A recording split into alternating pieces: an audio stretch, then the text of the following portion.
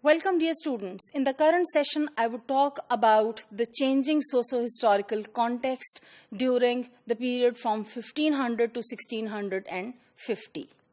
I hope and expect that by the end of this session, you will be able to understand the relation between the changing socio-cultural situations and the language change that took place during the Renaissance period. Well, my dear students, it always happens so that in the history of a language, in the process of the development of a language, there are certain events that have a great influence on the language. Sometimes there are certain events that affect or influence language so that the whole course of the history of that language changes. It takes a new direction. Apart from those recognizable and far-reaching effects of certain events, however, there are a lot of other happenings that have impact which may not be recognizable. When we come to the history of English language, the Norman Conquest and the Black Death are two examples of those recognizable, important, or significant events that affected the course of English language in a great way. However, there are so many other general conditions that were surrounding English language that, in so many ways influenced language, though they cannot be identified, independently or separately. But in totality, they were giving a certain shape and form to the language. My dear students, I assume that, the modern English period begins from, 1500. We can place it this particular time point. Well, at this time point where modern English time was starting, certain new conditions were emerging. These conditions did not exist previously, or if they were present in a limited way, or they were influencing in a limited way. These conditions caused English to develop among somewhat a different language, somewhat on different lines from those that had characterized its history during the Old English period or the Middle English period. Now comes the question, what were those new factors that determined the path of English language in the modern times? One of the most significant features was the printing press.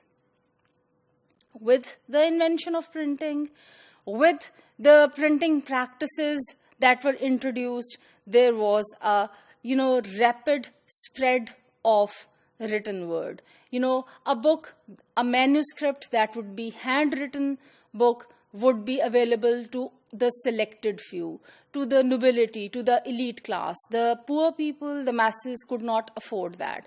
But now hundreds and thousands of books could be printed, and the same, text with, the same format, in the same shape and form, without, any deviations from that could be printed. So, excessive materials were available for everybody to read. Another important factor was the rapid spread of popular education. Till Middle English period, education was the privilege of the chosen few. Now, for the first time, masses started getting education. They started providing education to their children. Education was introduced to the common people. With the changes that technology brought, there was increased communication as well. Now, what is the impact of increased communication? You can compare that to our life today. It is through the means of communication, we can communicate with people from far off areas of the world whom we have never ever met or whom maybe we would never meet. So, these close connectivities, these close connections of people, they had a very, very strong impact on language.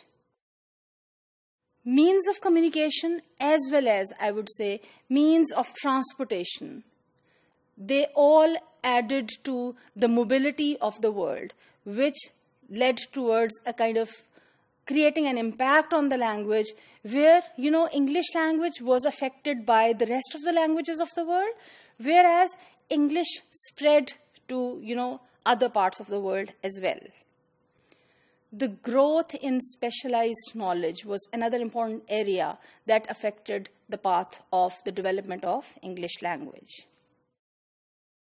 And finally, what I would say about these factors is the emergence of various forms of self-consciousness about language.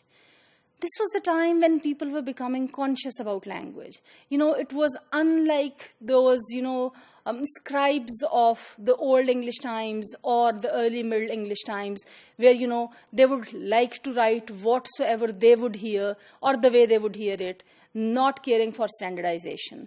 Now, in the modern times, with the beginning of modern English, people were becoming more conscious about language. Invention of the printing press about the middle of the 15th century also added to this consciousness. And it had a far-reaching influence on all the vernacular languages of Europe. It was actually Caxton who in 1476 introduced, William Caxton, who introduced printing in England. And this printing process, made the availability of books in England very easy. Only a century after this, we would notice that hardly ever the manuscripts of books would be found. For some idea, I would say in Europe, the number of books printed before the year 1500 reaches the surprising figure of 35,000.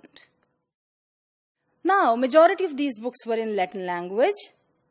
Why? Because Latin was the language of writing from, Old English to the Middle English times.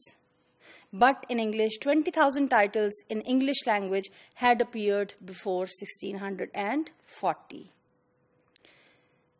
So, these books, this large number of books that was printed, they had a variety in them. So from mere pamphlets to complete folios, we would find all the types of books. The result was to bring books which had formerly been the expensive luxury of the few. Now everybody could read them. Also, these books could be easily reproduced and more printing of the same text could be done exactly on the same lines. What is the result on the language? A standard, uniform language. Now, this standard could also be spread to the world. So the standardization process was sped up. And in the later middle half of the Middle Ages, a surprising number of people could read and write. In fact, 1/3 of the masses, and some people, some historians and linguists say half of the people. 17th and 18th centuries are the times of prosperous trade. People could gain education, could enjoy the luxury of education, the number of schools increased. There was a rapid rise in literature, especially in novel. British Empire was also expanding. And with that, of course, the vocabulary expanded because wherever the English people would go, that language would be incorporated and mingled with English language. So, this expansion not only added to the vocabulary of English and thus made it a unified process, but also a process that was opposite to that is diversification. So, diverse varieties were accepted, whereas the varieties were brought uniform. Steamship, railroad, automobile, airplanes, all these things brought people in contact.